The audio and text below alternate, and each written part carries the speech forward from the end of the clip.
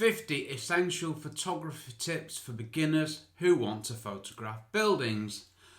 Hi and welcome to my YouTube channel. I'm Rick McAvoy, architectural, construction and real estate photographer, blogger, podcaster and all things at the Photography Explained podcast.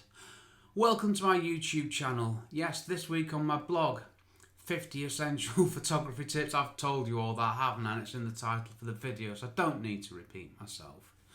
So what's this post all about? Well, I just wanted to do a single post and give you a load of things to think about. Starting with, who am I to tell you this stuff? Well, it's a fair question, isn't it? So who exactly am I? Well, I'm Rick McAvoy.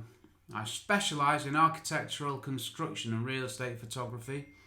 And I'm also professionally qualified in construction. I'm a chartered builder, aka chartered construction manager. And I'm also professionally qualified in photography, being an associate in the British Institute of Professional Photography.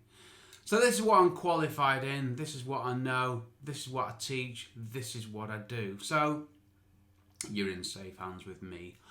Okay, and as I said, I am also all things at the Most Splendid Photography Explained podcast, available on all good podcast providers and at the website photographyexplainedpodcast.com.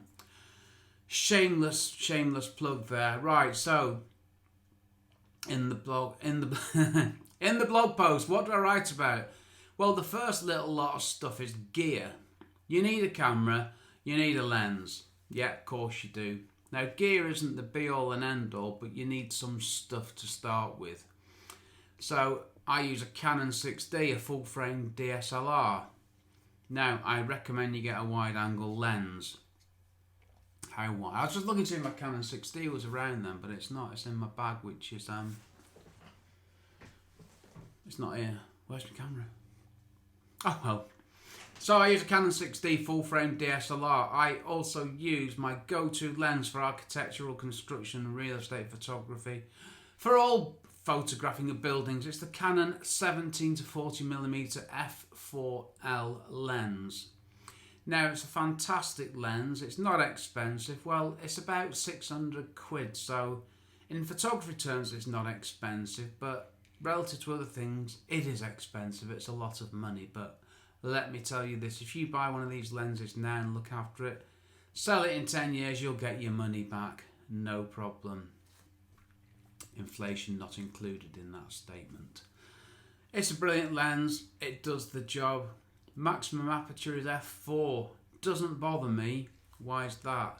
Because the third item of gear is a tripod, and the fourth item is the tripod head.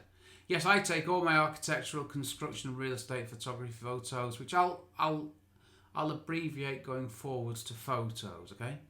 I take all photos on a tripod if I can. I only don't use a tripod if I can't physically fit in a space. And normally it's in a corner of a room. There is some other stuff on there listed about gear, but there's not a lot of it.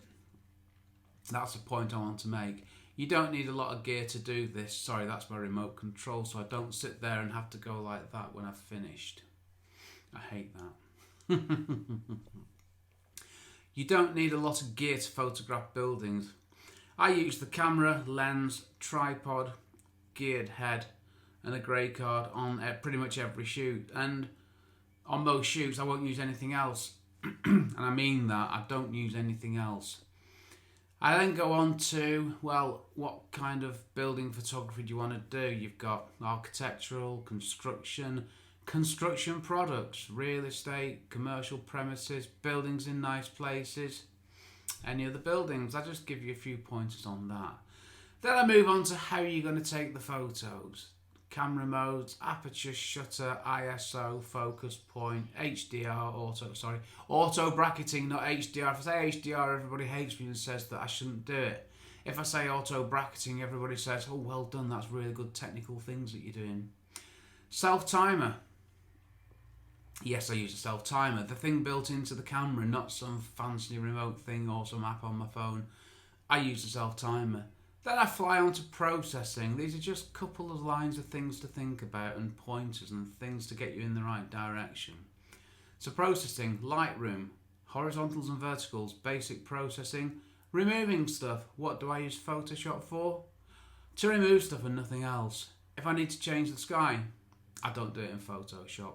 I use Luminar. That's processing.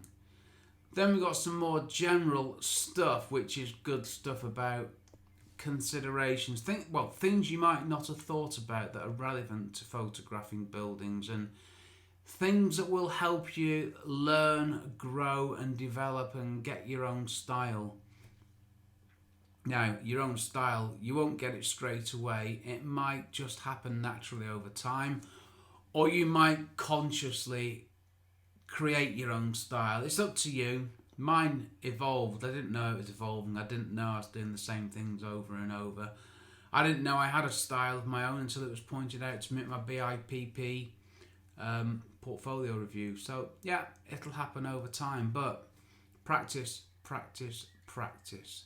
Look at your work, look at what you've done, look what the practice has done. Experiment with your camera with the settings, even though I tell you the settings that you need to use. Practice, work on your style, be your own worst critic. It's all good stuff that helps you. Study the greats, something I'm rubbish at doing. I need to do more. And then on my blog post, as I'm looking at it now, I got to 39 was learn the rules of composition. Yep, I'll stand by that. And then 40 to 50, I haven't done them yet. So the blog post was posted on Monday. I haven't finished it yet, which is quite shocking. But in another video on my YouTube channel, I will tell you why I have been so short of time, because I've been doing a piece of work which I'm not going to reveal to anybody until I've finished it. Once I've done it and tell you what it is, then it'll all make sense. It might make next week's blog and YouTube channel, you never know. Right, I think I'm done there. I've probably spoken enough. Check out my blog, rickmcavoyphotography.com. It's good stuff. There's lots of good stuff on there. If you've got any interest in photographing buildings, you'll find something of interest. Well, and if you've got any general photography interest or Lightroom. And also check out my absolutely splendid Photography Explained podcast. Available on all good Apple... I was doing so well then, wasn't I? Available on all main podcast providers, including Apple, Google, Spotify, Heart FM, all those good things. So you can't really miss it. And there is also a website, photographyexplainedpodcast.com, where I've got all the transcripts up there and the lists of episodes, and you can listen on the website. It's all there for you. So I'm now going to stop talking. I'm going to say thank you for joining me. If you've made it through to the end, which you must have done if you're listening to this, then particular thanks to you, and I hope that this has been informative, and I hope that you'll check out the blog post and get more from it.